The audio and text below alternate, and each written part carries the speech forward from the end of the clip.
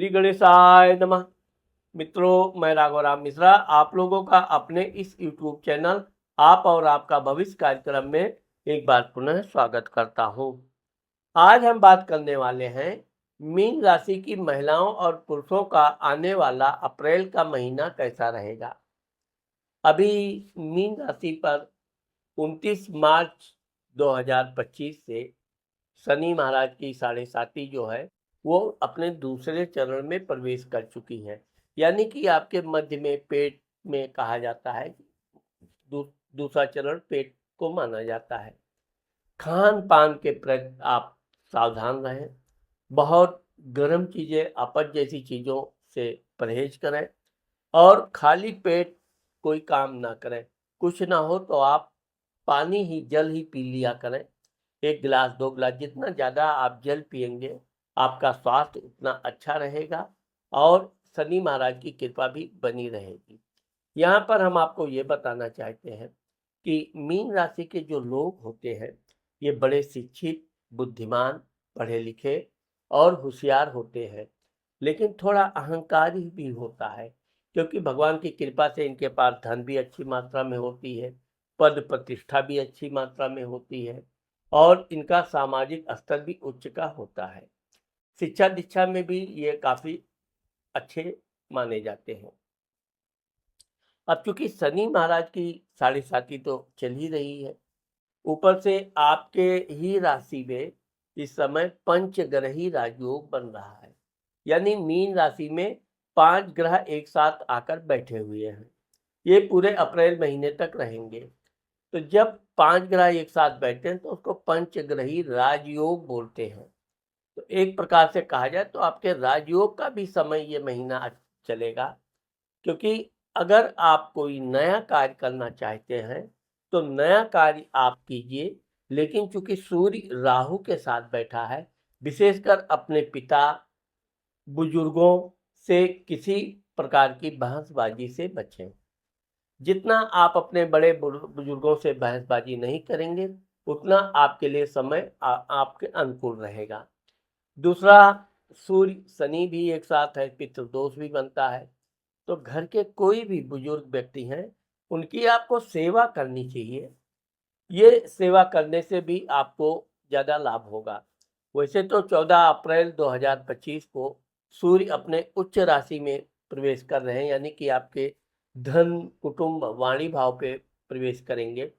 आपका कोई बड़ा काम अचानक बनने से आपको काफ़ी प्रसन्नता होगी। परिवार के लोग भी काफ़ी खुश होंगे। अगर आप कोई बड़ी नौकरी इत्यादि के लिए प्रयास कर रहे हैं तो निश्चित आपको सफलता मिलेगा, या आपके परिवार का कोई सदस्य को उच्च लाभ होने से भी आपके मन में काफ़ी प्रसन्नता रहेगी।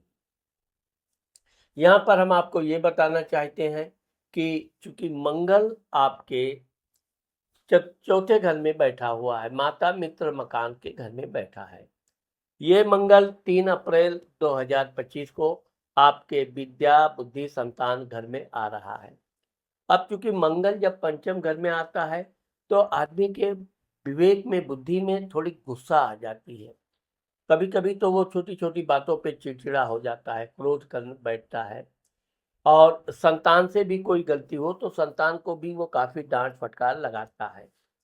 ये बात सही है कि संतान से कोई गलती हो तो उसको समझाना चाहिए, डांटना चाहिए, लेकिन आपके लिए मैं विशेष कर बताऊंगा कि अगर आपके संतान से बच्चों से कोई गलती हो जाती है, कोई त्रुटि रह जाती है, तो आप इतने अच्छे ढंग से उसको प्यार से समझा सकते हैं कि भविष्य में वो दोबारा गलती नहीं करेगा।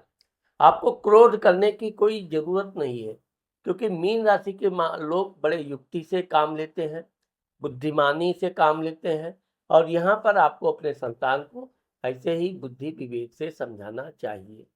ये मंगल आपके अष्टम घर को देख रहा है। अष्टम घर मृत्यु, इंजॉय, शेयर सट्टा है।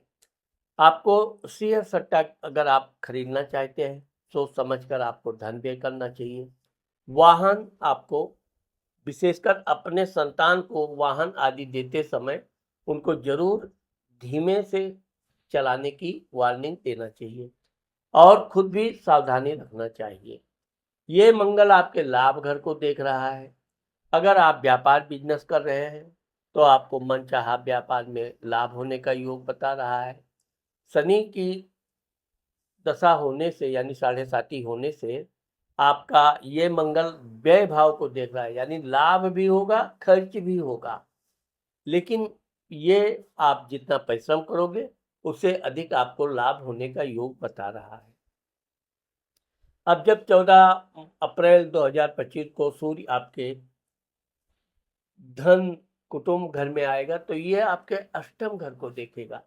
अब यहाँ पर सूर्य की भी दृष्टि पड़ेगी जो नीच की राशि है, मंगल की भी दृष्टि पड़ेगी, तो दो गर्म ग्रह आपके 8वें घर में है। इसलिए अगर आप किसी तरह का नशा इत्यादि करते हैं, आपको बहुत लिमिट से बिल्कुल अधिक नहीं करना चाहिए, बल्कि नशा इत्यादि को इस महीने में तो आपको त्याग देना चाहिए। जितना ज़्यादा आप गर्म अपच जैसी चीज़ों से बचोगे उतना आपके लिए ये बहुत लाभदायक सिद्ध होगा। देव मंगल आपके लिए लाभकारी भी है और यात्रा के दौरान आपको सफलता भी दिलाएगा, लेकिन अगर आप यात्रा के दौरान किसी प्रकार का नशा आदि का सेवन करते हैं तो आपको नुकसान भी कराएगा। इसलिए इस बात का विशेष आप ध्यान रखिए कि आप जो भी खान पान रखें, एक सादा शुद्ध भोजन करने में आपको विशेष लाभ होगा। अब चूंकि आपके इस समय सप्तम स्थान यानी वैवाहिक सुख, पत्नी, जीवन साथी के घर में केतु बैठा हुआ है। केतु को कहा जाता है कि केतु अंध ग्रह है, उसको सर नहीं होता है, धड़ होता है, यानी कि कौवा कान ले गया तो वो कौवे के पीछे भागने वाला है।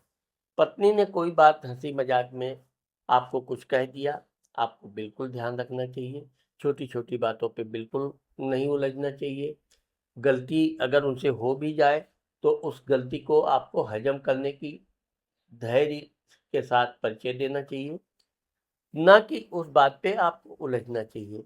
ये महीना वैसे आपके लिए काफ़ी अच्छा जाने वाला है, क्योंकि इस महीने में आपके धन भाव में उच्च का सूर्य आ रहा है और आपका रोग शत्रु कर्ज स्थान का स्वामी सूर्य है। आप अपने शत्रुओं का पराभव करेंगे।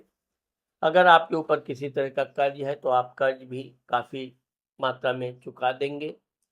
साथ ही आपके स्वास्थ्य में अगर कोई कमी है तो आपके स्वास्थ्य में भी सुधार होने का योग बता रहा है। इस तरह से ये आपका जो अप्रैल का महीना है ये कुल मिलाकर अच्छा है। सिर्फ आपको अपने क्रोध पर नियंत्रण रखना बहुत अनिवार्य है। यहाँ पर हम आपको ये बताना चाहते हैं कि अभी शनि महाराज की 7.5 आपके ऊपर चल रही है।